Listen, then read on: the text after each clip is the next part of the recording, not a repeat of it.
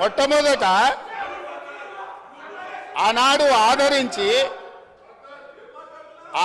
ఆదరించి భుజాల మీద మోసి పార్లమెంటుకు పంపిస్తే తెలంగాణ రాష్ట్రం వచ్చిన తర్వాత వచ్చిన తెలంగాణ రాష్ట్రానికి మొట్టమొదటి ముఖ్యమంత్రిగా వారి బాధ్యత ఏంది అధ్యక్ష?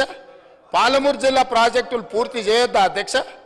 ఈ రోజు కూడా ఉమ్మడి రాష్ట్రంలో ఏ అన్యాయం ఏ నిర్లక్ష్యానికి పాలమూరు జిల్లా గురైందో, మా తట్టపని పారపని వలస బతుకులు ఎట్లున్నాయో బీఆర్ఎస్ పార్టీ అధికారంలోకి వచ్చిన 10 ఏళ్లలో అంతకంటే దారుణంగా తయారైనవి.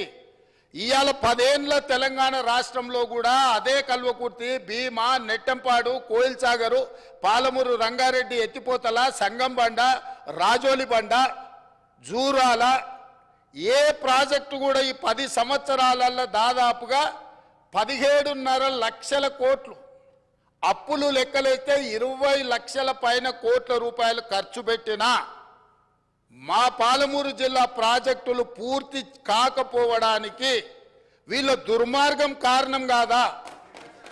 ఈరోజు రంగారెడ్డి జిల్లా ఆనాడు మీరు కానీ అక్కడ కూర్చున్న వాళ్ళు కానీ రాజశేఖర రెడ్డి గారిని ఒప్పించి ప్రాణహితలో ప్రారంభమయ్యే ప్రాజెక్టును చేవెళ్లకు తీసుకొచ్చి చేవెళ్లలో శిలాఫలకం వేపించి చేవెళ్ల ప్రాంతంలో రంగారెడ్డి జిల్లాలో 1000 కోట్ల రూపాయలు ఖర్చు పెట్టిన ప్రాజెక్టులను రంగారెడ్డి జిల్లాను ఎడారిగా మార్చడానికి మెదక్ జిల్లా వరకు నియంత్రించి ఇవాళ 3000 టీఎంసీలు గోదావరి జలాలు సముద్రంలో కలుస్తుంటే సముద్రంలోనైనా గోదావరి జలాలు కలవాలి కానీ చేవెళ్ళకు కానీ వికారాబాద్ కానీ తాండూరు కానీ పరిగికి కానీ కొడంగల్కు కానీ గోదావరి జలాలు ఇవ్వద్దని కుట్ర చేసి ఇదే ఈ రోజు అక్కడ కూర్చున్నోళ్ళు ఆ ఎల్ల అర్ధాంతరంగా అసంపూర్తిగా ఆపిన పనులను పరిశీలించడానికి మనం పోలేదా అధ్యక్ష?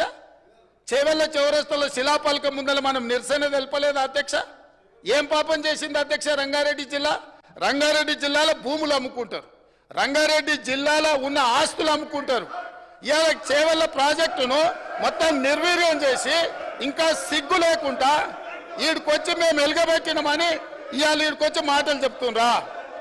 కాంగ్రెస్ పార్టీకి పోయినసారి 19 మంది ఎమ్మెల్యేలు ఉంటే 5 మంది 6 మంది అని ఎట్లా లెక్కలు చెప్తాడు అధ్యక్ష?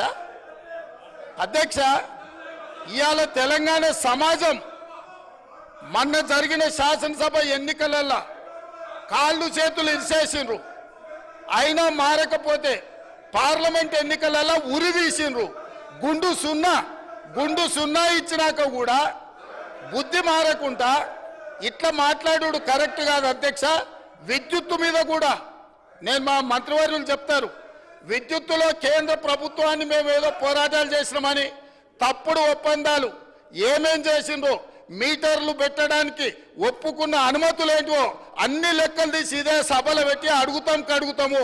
ఇప్పుడు మీ ద్వారా వారు నిజంగానే చాలా నిజాయితీగా నడుపుంటే నేను ఒక్కటే మాట అడుగుతున్నా, బతుకమ్మ చీరల మీద, కేసీఆర్ కిట్ల మీద, గొర్రెల పంపకాల మీద, ఈ 3 పథకాల మీద మీరు గొప్ప పథకాలు అంటున్నారు కదా, దీని మీద విచారణకు సిద్ధంగా ఉన్నారా? దీని మీద సమాధానం చెప్పండి అని నేను అడుగుతున్నా అధ్యక్ష.